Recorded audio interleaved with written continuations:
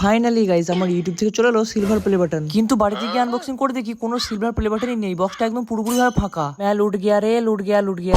বিকেল বেলায় বাইকে নাচতে নাচতে 3 বন্ধু মিলে চলে গেলাম সিলভার প্লে বাটন আনার জন্য। তারপর এখানে কি সব স্ক্যান করার পর সিলভার প্লে বাটনটা আমার হাতে চলেই এলো। চলো এবার আনবক্সিং করে দেখা যাক ভিতরে মাল দিয়েছে কি দেয়নি। তারপর আমি খুবই ভয়ে ভয়ে কিন্তু আনবক্সিং করতে লাগলাম। আনবক্সিং করি দেখি ভেতরে প্লে বাটন নাই। এ কি সর্বনাশ হলো গো, আমার প্লে বাটনটা কোথায় গেল গো? ফাঁকা বক্স দিয়েছে আমাকে। হাই হাই হাই হাই, যা।